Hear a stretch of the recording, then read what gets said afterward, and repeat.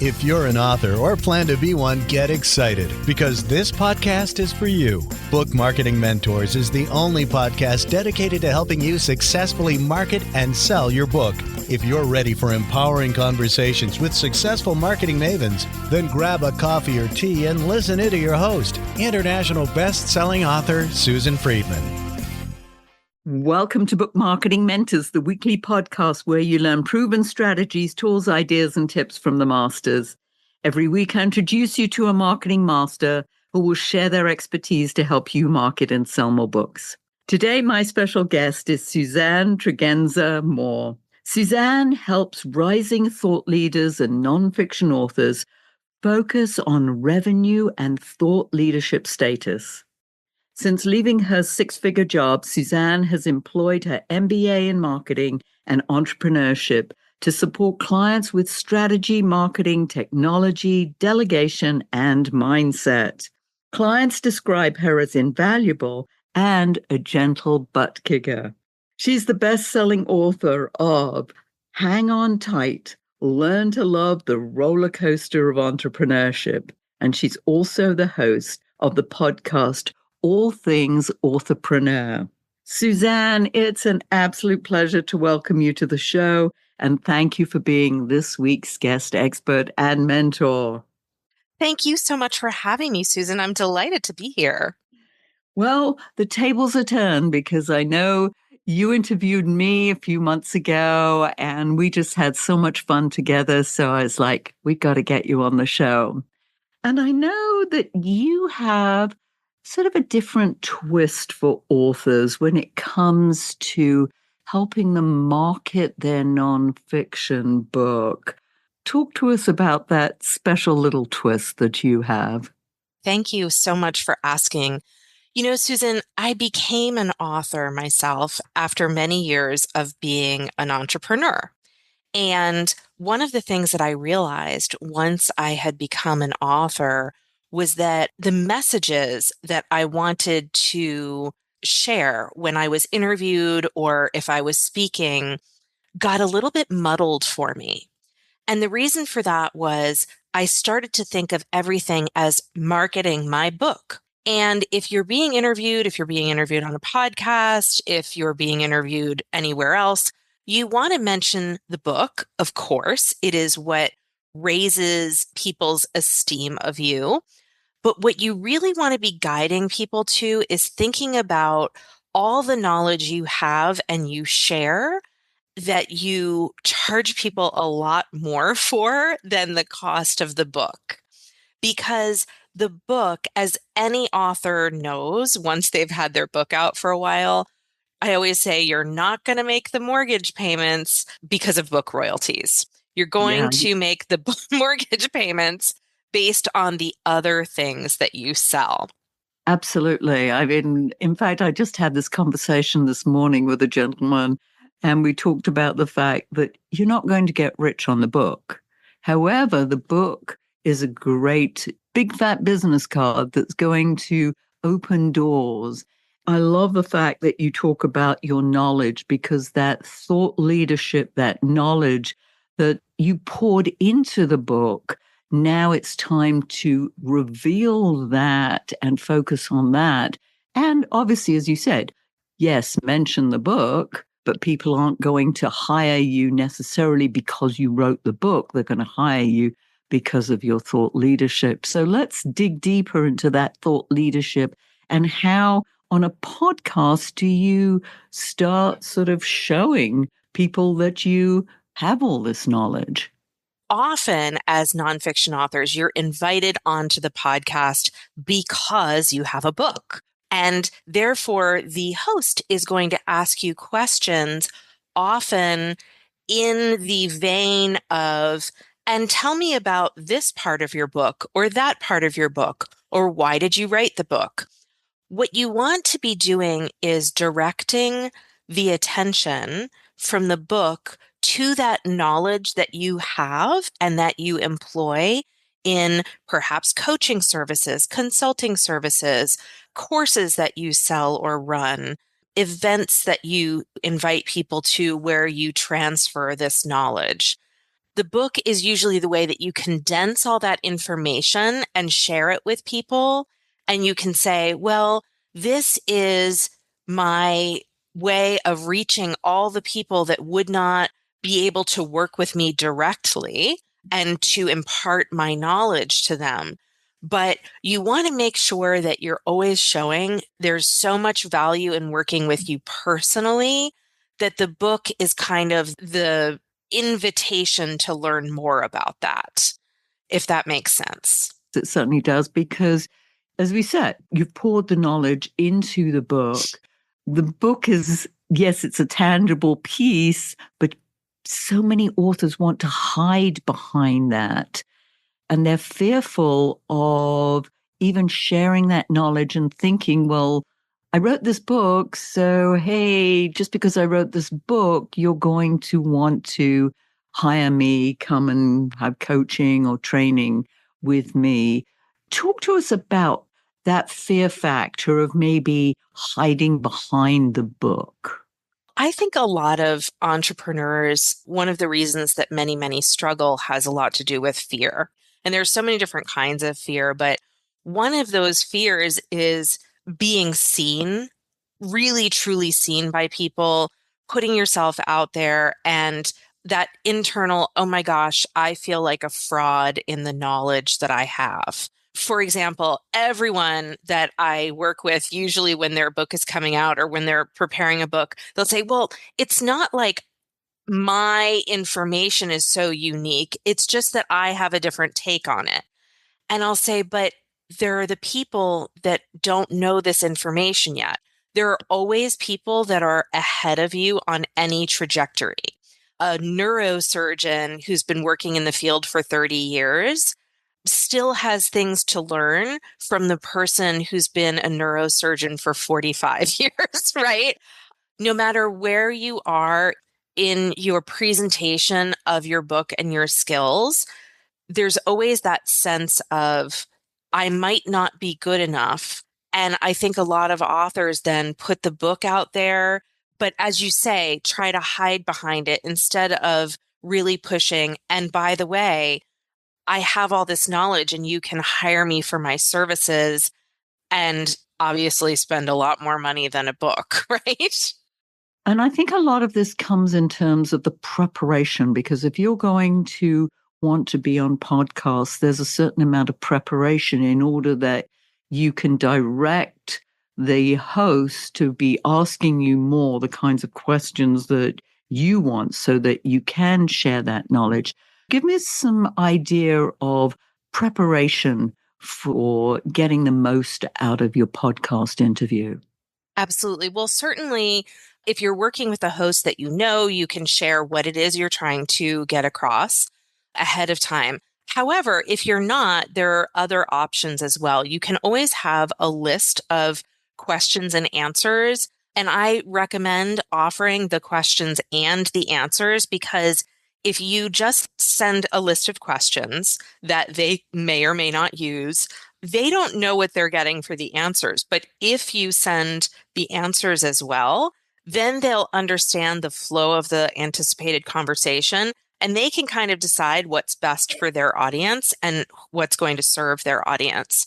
The other thing that I really recommend the people in my Interview Marketing Success Club do is that they learn how to spin the answers to answer the host's questions, but also get the points across that they want to get across, whether or not the host is asking them exactly what they want them to. I always like to refer to this as, for anyone who ever watches the news, this is very obvious when politicians are being interviewed, right? They don't actually answer the question, really. They answer with the talking points that they want to get across.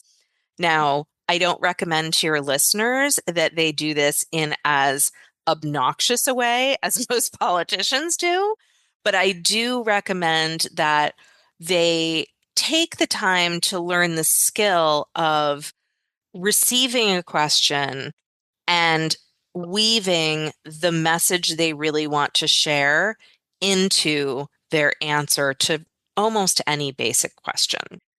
You gave us an excellent example of that. And I want to point that out. Listeners, just a few sentences ago, Suzanne just happened to drop in the idea that the thoughts that she has this membership group.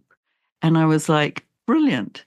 We didn't talk about it. There was nothing, but that was a sound bite that you mentioned. And I was like, yes, that was a perfect example. So listeners, you're going to have to rewind and just listen for that, because it was a brilliant example of the kinds of things that you're talking about. Am I correct with that, Suzanne? Yes, exactly. I took that moment to drop in the name of a membership group that I run that helps authors and rising thought leaders to learn more about doing podcast interviews. And it's called the Interview Marketing Success Club. That is exactly what people want to be doing, right?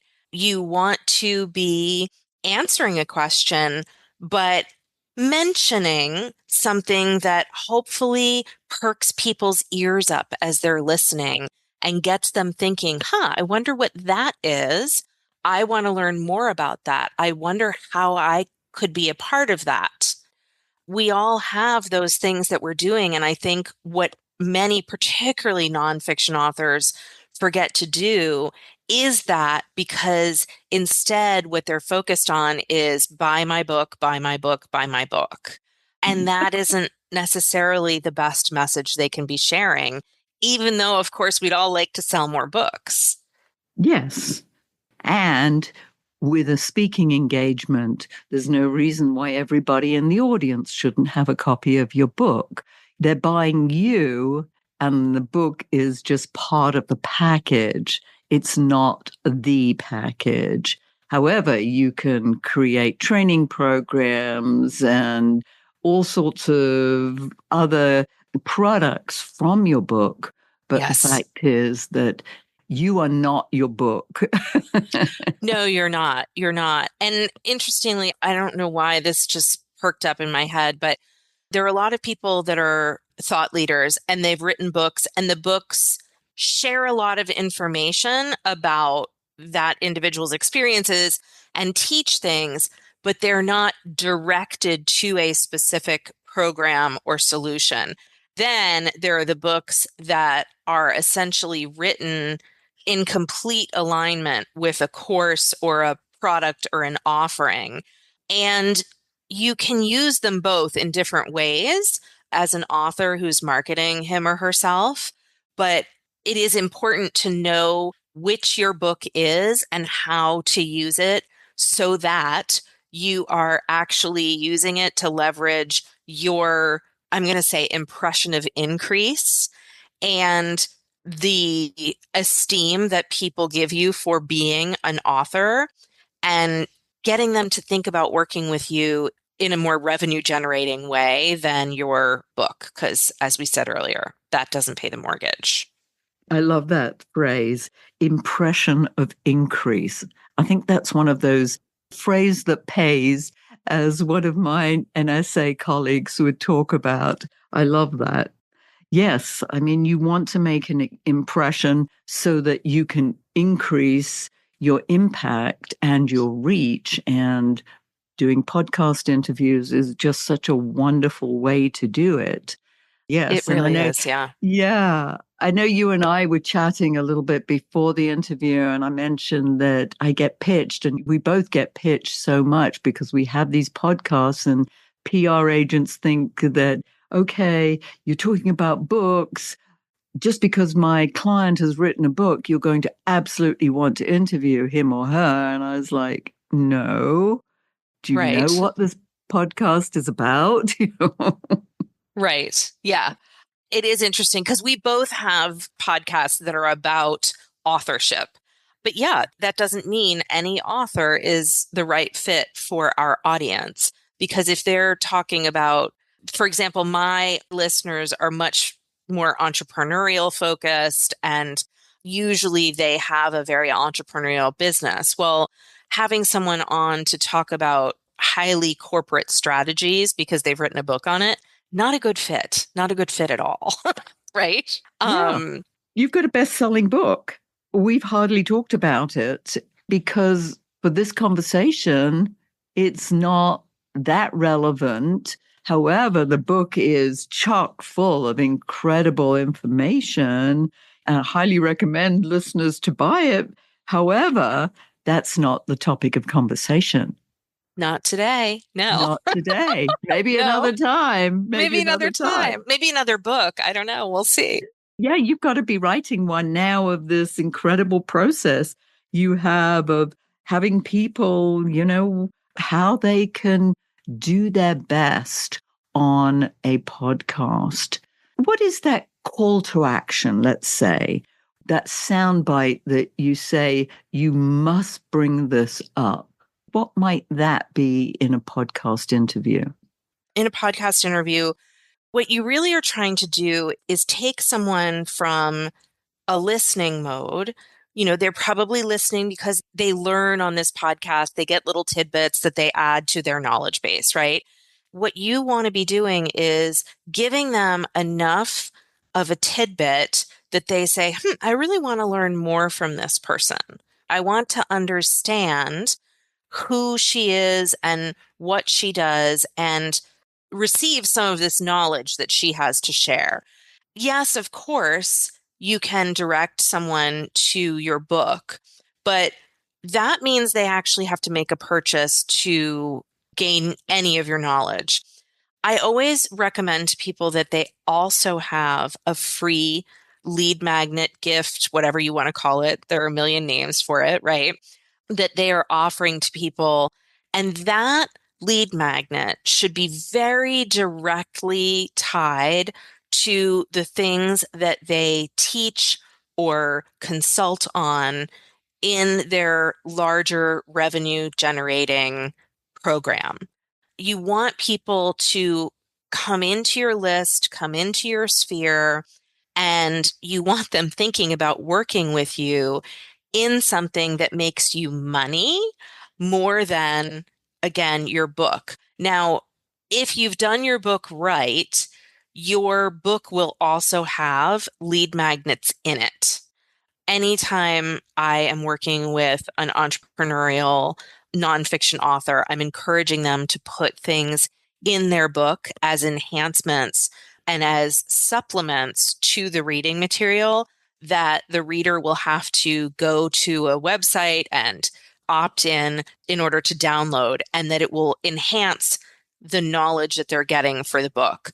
But I also recommend having a lead magnet that is completely free for the audience that they can jump into easily and get a copy of, and they'll start learning more about you, about your process, and hopefully then be led to whatever your larger offering is through a series of emails and other connection points. And I know that when we get to it, you've got one of those gifts for the listeners, and they'll have to just keep listening and find out what that is, correct? Absolutely, yes. What are some of the biggest mistakes that you see authors make? Yes, focusing on the book, but what else? I think not having their clear marketing messages in mind. Going into an interview saying, oh, that's great. I'm being interviewed. I'm going to share about my book. We're going to chat about the things in the book. You have to know what you're trying to achieve before you get into that interview space. In everything I do with clients related to marketing, I always say, begin with the end in mind. What action do you want people to take as a result of this interview? And it can change. I mean, you may have courses that you offer. You may have one-on-one consulting that you offer. You may have retreats that you offer. And in any given interview situation, you may be wanting to focus on one of those at one time and a different one of those at a different time. And that's okay. But be crystal clear about what action you want people to take when they complete that podcast listen, because otherwise you're sending a sporadic message instead of a really clear message. Yes. You mentioned all of those things, and it's like, well, you don't want to sort of do a dump. So No. you just want the single focus. I think that too can scare people because they're like, well, if I just tell them about this, that I'm doing consulting, they may not know that I also have an online course and I also do retreats. But you don't want to bombard people with all that information at once, correct? Correct. And it can get confusing to people. It's kind of like when you go to a buffet, right?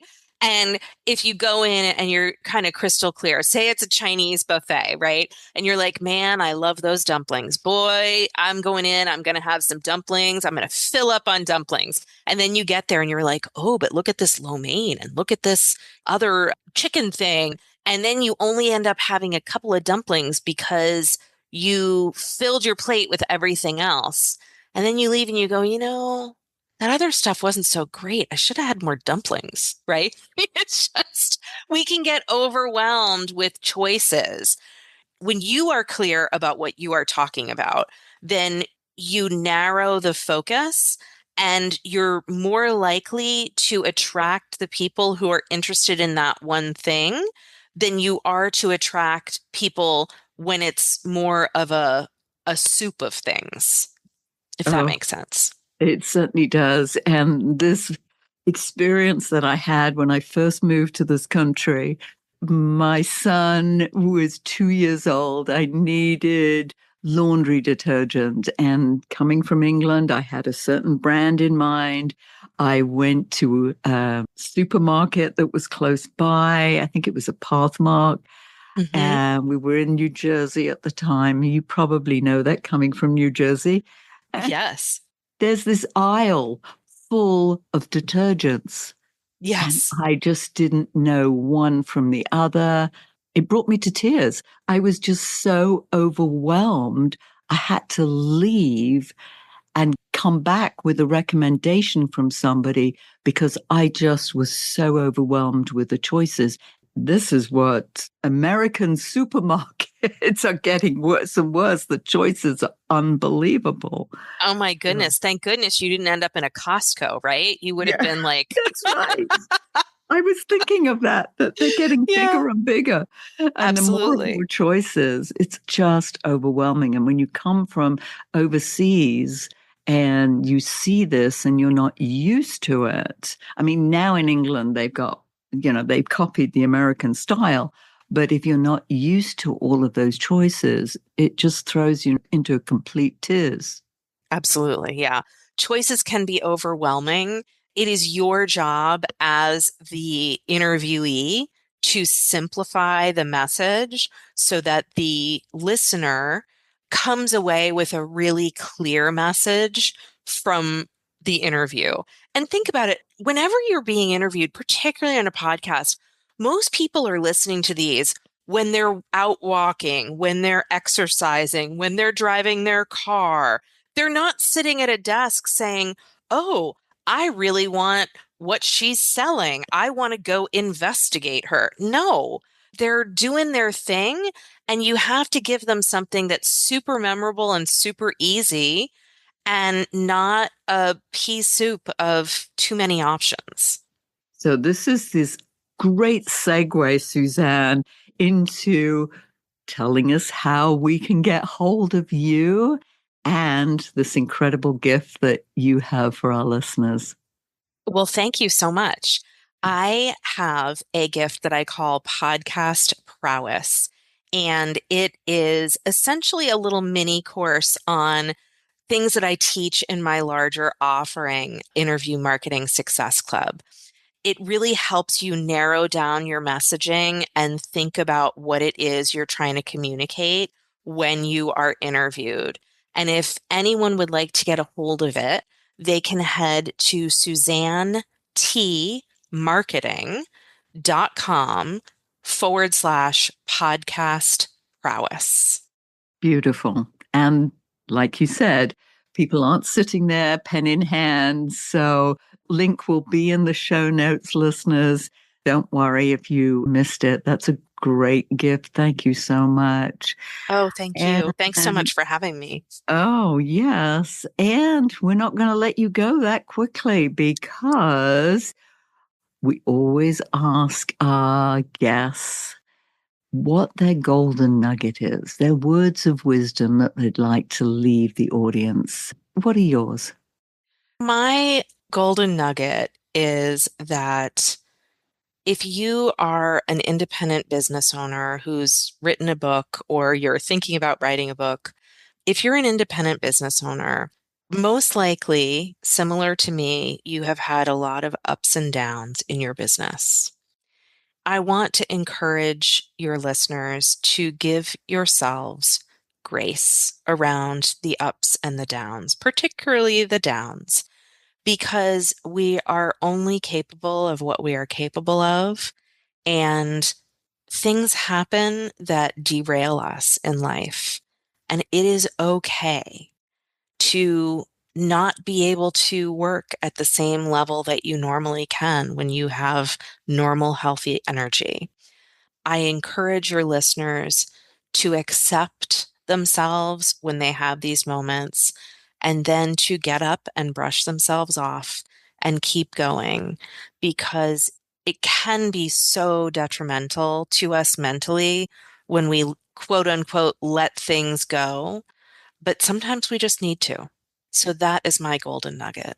Beautiful. And I think that fits in beautifully with the concept that you bring up in your book about perseverance, because this is what it's all about. It's just get up, keep going, get up, keep going, because you're going to get knocked down. Things aren't going to work exactly the way you want them to, and that's okay. You'll learn from mistakes and you'll just keep going because that's life. So thank you, Suzanne, so much for sharing your wisdom. By the way, listeners, if your book isn't selling the way you wanted or expected to, let's you and I jump on a quick call together to brainstorm ways to ramp up those sales, because you've invested a whole lot of time, money, and energy, and it's time you got the return that you were hoping for. Go to bookmarketingbrainstorm.com to schedule your free call. And in the meantime, I hope this powerful interview sparks some ideas you can use to sell more books. So until next week, here's wishing you much book and author marketing success.